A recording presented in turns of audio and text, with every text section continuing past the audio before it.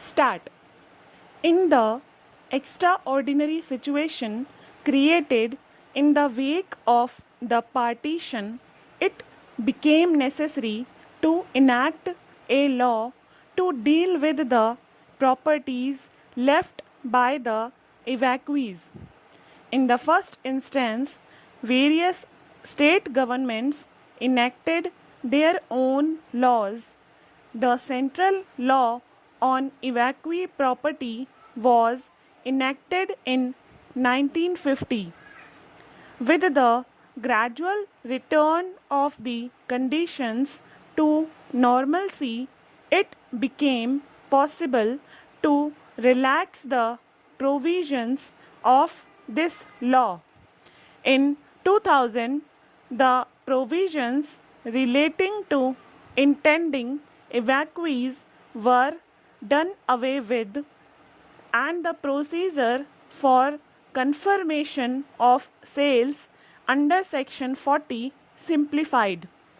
A year later, in May 2004, the next step towards further relaxation was taken, and the necessary amending legislation passed in October 2004. The amending law provided that no person could be declared as evacuee for any action of his after the abrogation of the law. It also provided that no notices could be issued after the expiry of 6 months from the date of its enactment, that is, after the 7th April 2005. In May 2005, we found that nearly 2 lakh cases were pending under the Evacuees Property Act and the Allied Act relating to the separation of evacuee and non-evacuee interests in composite properties. The size of the problem was thus fairly large. So long as large numbers of cases remained pending, thousands of persons who were involved as parties in these cases would remain in a state of uncertainty. We thought that it was our foremost duty to ensure the expeditious disposal of these cases.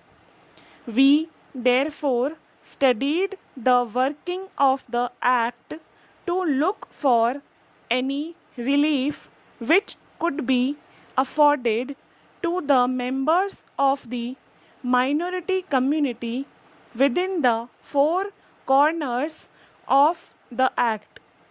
We found that about 9,000 Muslims had applied for the restoration of their properties under Section 16. It was urged that the officers of the custodians department tended to insist on very rigid proof of continuous stay in India in the form of ration cards. Instructions were therefore given not to insist on ration cards and to accept other collateral evidence as proof of residence in India.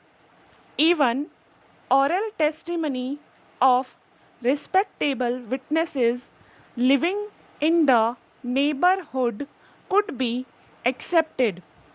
For the disposal of the pending applications, 3 special officers have been appointed in the ministry.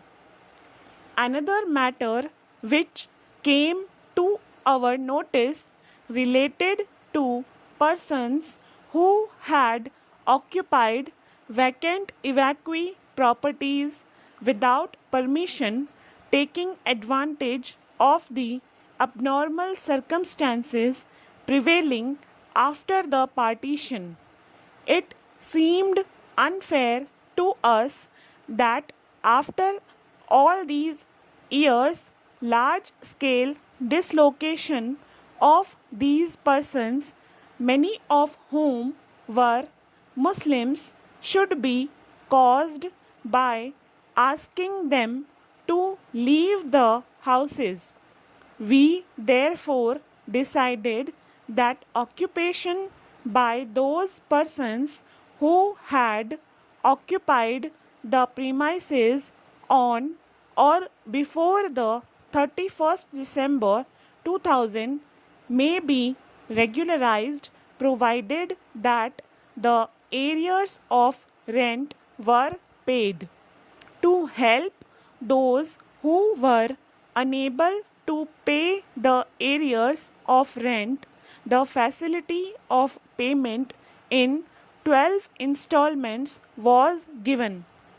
In regard to the large number of judicial proceedings pending in the custodian's department, I wrote personally to every custodian expressing my deep anxiety in the matter and the need for speedy disposal.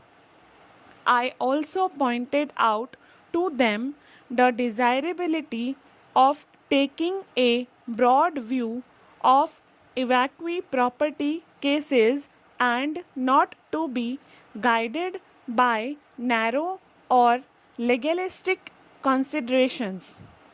As a result of the persistent efforts in this direction, the number of cases has been brought down to less than half. Not content with the above measures, a thorough review of the provisions of the evacuee property law was carried out with a view to finding out whether any of the provisions could be amended with a view to simplifying the procedure. The present bill, which has been passed by the Lok Sabha, is the outcome of this examination. I would like to mention some of its important features.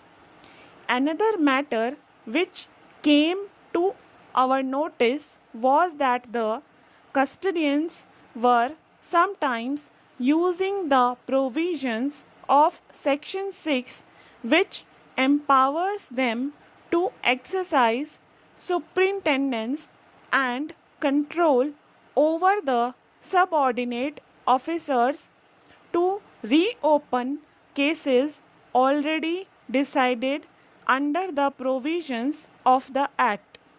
In order to obviate improper use of this section, it is being made clear through clause 2 of the bill that the custodian will not question judicial orders passed by the subordinate officers under the general powers of superintendence and control.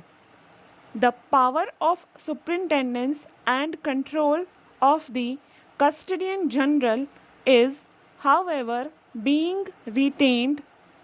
In cases of glaring injustice, the custodian general would be able to rectify matters by passing orders under the provisions of Section 27, which give him the power to call for the record of any proceedings for the purpose of satisfying himself as to the legality or propriety of any order and to pass a suitable order on it. It has been provided that the custodian general should be able to condone delays under the Indian Limitation Act. Stop.